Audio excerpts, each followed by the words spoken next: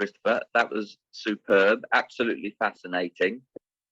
We're open to questions until 11 o'clock. We've got 12 minutes just to get the ball rolling. And if people want to put them in chat, or if they want to raise it, we've got a hand. We'll go straight to Jim McKenzie. I won't put my question in. Go, Jim. Okay, thank you. Thanks very much, Chair. With regard to Owen, how he wanted to improve the conditions for your workers, he reduced the working hours at New Lanark. Now, today, the trade union movement is campaigning for a 4-day, indeed, working week. How would you feel that one would support that, and how in the co-op and in fact movement can we actually, if I work with our colleagues in the trade union movement, to bring that about? Because once workers get a 4-day working week, they'll have more free time to do education, to help their families, to do community work, even indeed set up co-ops. So I just wonder how you can actually, in fact, bring Owen's ideas up to date on that point. Thank you, Chair. Thank you very much. That's a really interesting and important question.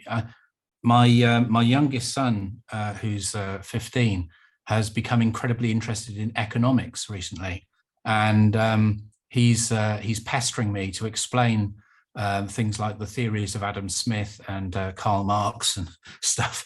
A lot of which has taken me a long way back into my early academic history. And we were talking the other day about Marx's ideas of what the future would look like.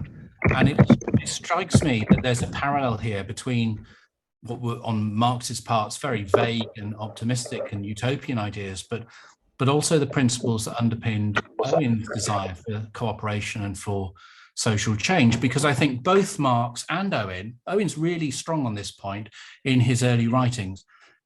He recognized that basically what we would now call, for shorthand purposes, the Industrial Revolution had transformed the material conditions or possibilities for people in admittedly advanced industrial economies like Britain in the early decades of the 19th century. That suddenly, in a sense, what people needed for secure material lives was available. It just wasn't distributed or organized. And of course, to some extent, Marx had the same view that capitalism had been so successful in revolutionizing industrial production that the scale of material goods now available to workers was vastly greater than what had been the case 100 years before. So if you propel those principles forward into the present day, there's no doubt, that our understanding in advanced economies of what constitutes wealth, what constitutes an acceptable standard of living, what constitutes poverty, all of these would be unrecognizable from the conditions that faced workers in the early 19th century. And I suppose, so this issue, which has been prompted really by the pandemic, of the rebalancing of the rest of our lives against the demands of work, is an interesting one, because we're effectively saying that we have the capacity as a society to reimagine that divide in a way that actually protects time for people to do, as you say, to enjoy leisure, but also to invest their time in education. So, I mean, I don't know anything really beyond that about it. But what I would say is I think that you can quite easily see how Robert Owen would have embraced that principle, because Owen was very much in favour of bringing working hours down in factories, of protecting people's leisure time, of making it possible for children to attend school. So this would just be very much part of that approach, I think, to, in a sense, harnessing the capacities of the contemporary economy to human purposes, rather than humans being harnessed to the capacities of the economy. Thank you. Right, thanks ever so much for that, Jim. Another question whilst we look for any other questions from the audience, Chris. Given his global reach and his sphere and influence, why do we seem to know so little of Owen here in Wales? Okay, I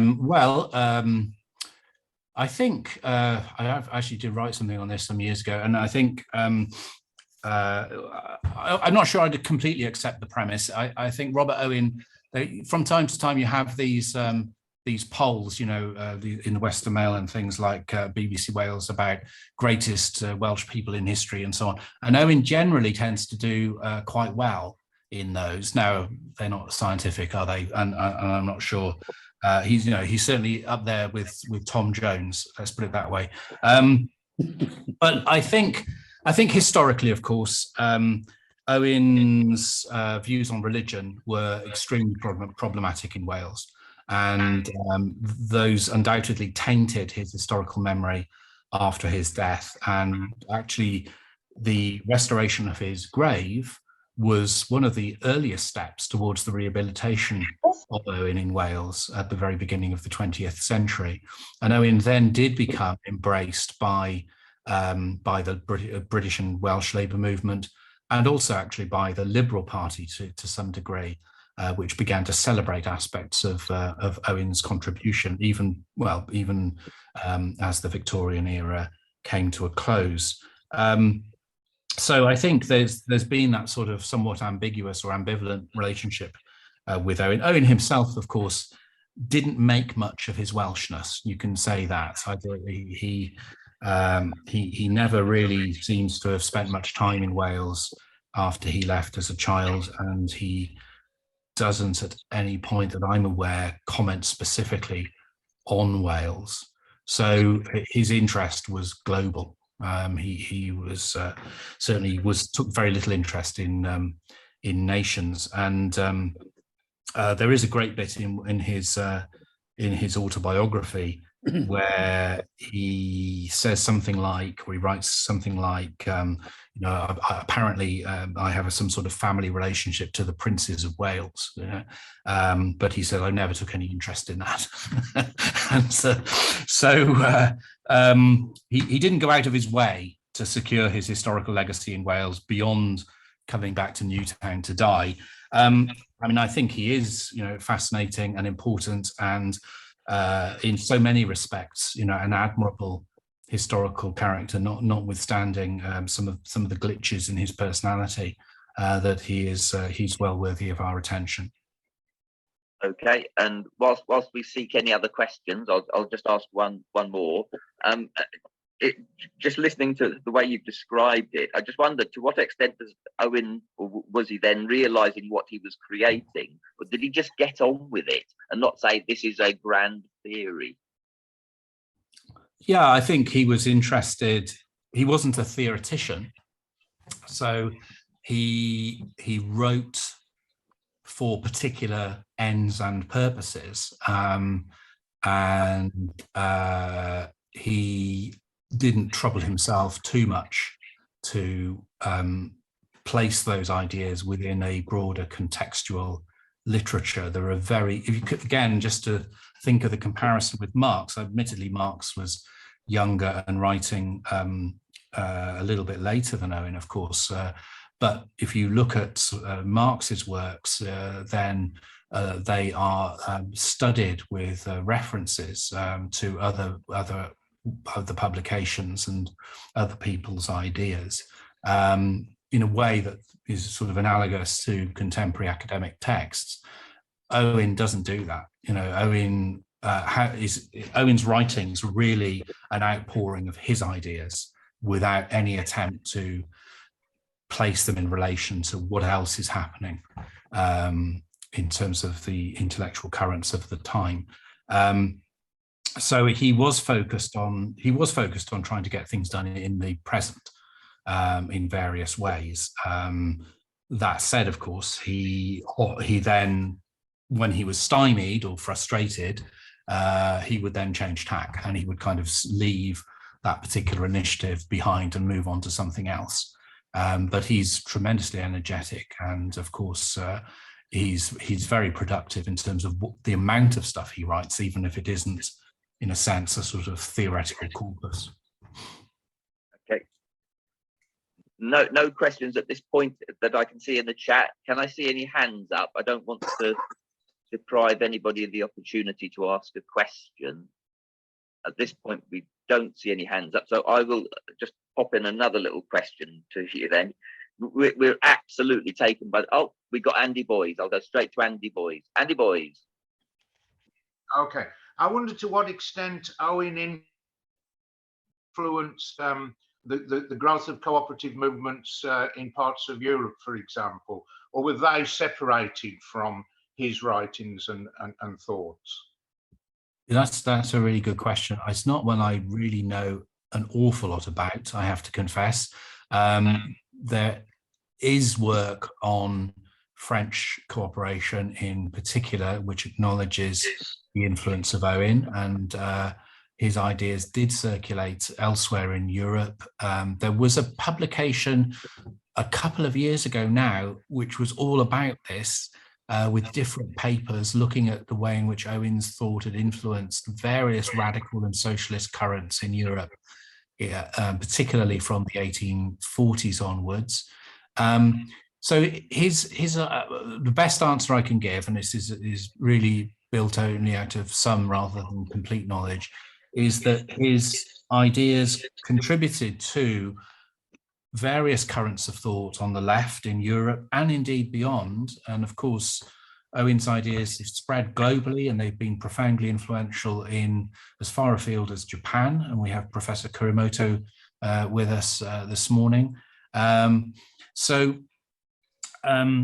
But I suppose, and of course, America and Mexico as well, they were influential.